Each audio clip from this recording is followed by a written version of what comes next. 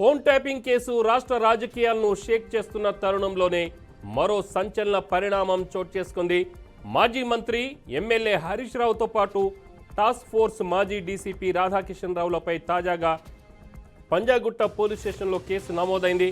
సిద్దిపేటకు చక్రధర్ అనే వ్యక్తి ఇచ్చిన ఫిర్యాదు మేరకు పోలీసులు హరీష్ రావు, రాధాకిషన్ రావులపై పలు సెక్షన్ల కింద కేసులు నమోదు చేశారు.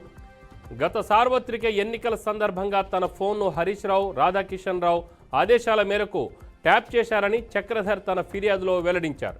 అదేవిధంగా తనపై అక్రమ కేసులు బనాయించి మానసికంగా వేధించారని పేర్కొన్నారు. తన కుటుంబ సభ్యులను కూడా భయభ్రాంతులకు గురి చేశారని చక్రధర్ పోలీసులకు ఇచ్చిన ఫిర్యాదులో తెలిపారు. ఈ మేరకు పలు సెక్షన్ల కింద హరీష్ రావు, రాధాకిషన్ రావులపై కేసు నమోదయ్యాయి.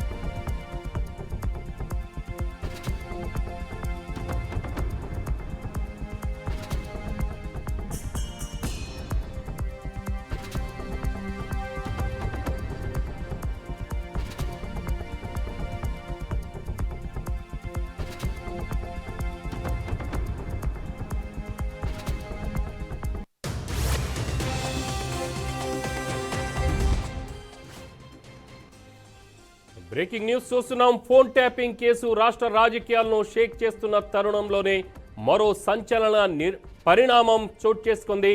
మాజీ మంత్రి ఎమ్మెల్యే హరీష్ రావుతో పాటు టాస్క్ ఫోర్స్ మాజీ డీసీపీ రాధాకిషన్ రావులపై తాజాగా పంజాగుట్ట పోలీస్ స్టేషన్లో కేసు నమోదైంది. సిద్దిపేటకు చక్రధర్ అనే వ్యక్తి ఇచ్చిన ఫిర్యాదు మేరకు పోలీసులు హరీష్ రావు, రాధాకిషన్ రావులపై పలు సెక్షన్ల కింద కేసులు నమోదు చేశారు. గత సార్వత్రిక ఎన్నికల సందర్భంగా తన ఫోన్ను హరీష్ రావు, రాధాకిషన్ రావు ఆదేశాల మేరకు ట్యాప్ చేశారని చక్రధర్ తన ఫిర్యాదులో వెల్లడించారు. అదేవిధంగా తనపై అక్రమ కేసులు బనాయించి మానసికంగా వేధించారని పేర్కొన్నారు.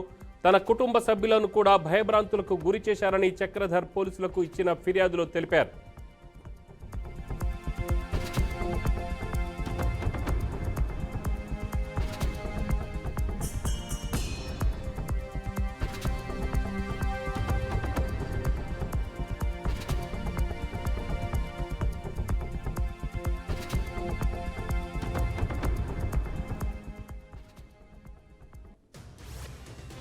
ఇదే విషయంపై మా క్రైమ్ చీఫ్ క్రాంతి అందిస్తారు. క్రాంతి. రైట్ రామారావు, ప్రస్తుతం ఏదైతే సిద్దిపేట ఎమ్మెల్యే హరీష్ రావు కావచ్చు, లేదంటే మాజీ మంత్రి హరీష్ రావు పై మాత్రం పంజగుట్ట పోలీస్ స్టేషన్ లో మరో కేసు అయితే నమోదు చేయడం జరిగింది. హరీష్ రావుతో పాటు మాజీ డీసీపీ రాధాకిషన్, గతంలో చూసుకున్న రాధాకిషన్ ఇప్పటికే ఫోన్ ట్యాపింగ్ కేసులో కూడా ప్రధాన నిందితుడుగా ఉన్నారు. అయితే ఇదే కాకుండా ప్రస్తుతం బీఆర్ఎస్ ప్రభుత్వం ఉన్నప్పుడు రాధాకిషన్ తో కలిసి ఫోన్ ట్యాపింగ్ కేసులు చేశారు అనేసి చక్రధర్ సిద్దిపేటకి చెప్పిన ఒక వ్యాపారవేత్తపై చక్రధర్ తో అక్రమ కేసులు పెట్టి కూడా వేధించారని కూడా అతను పేర్కొన్నారు. అయితే గతంలో ఎన్నికల్లో సమయంలో 2024 ఎన్నికల సమయంలో కూడా తనపై లేనిపోని అబండాలు వేస్తూ తన ఫోన్ ట్యాపింగ్ చేశారంటూ కూడా ఈ రోజు పంజగుట్ట పోలీస్ స్టేషన్ లో అయితే కేసు నమోదు చేయడం జరిగింది. 120B కావచ్చు, ఇటు 386, 409, 506 సెక్షన్స్ కింద అయితే కేసు నమోదు చేసుకొని పోలీసులు అయితే విచారిస్తుందని చెప్పుకోవచ్చు రామారావు. అంటే ఈ ఫిర్యాదు చేసిన వ్యక్తి ఎవరు, అతని బ్యాక్గ్రౌండ్ ఏంటి, అంటే ఇతనితో కావాలని కూడా ప్రతిపక్ష నాయకుల్ని ఇబ్బంది పెట్టే అవకాశం ఉందని కూడా ఆరోపణలు వచ్చే అవకాశం ఉంది కదా, దీన్ని ఏ విధంగా మనం చూడొచ్చు?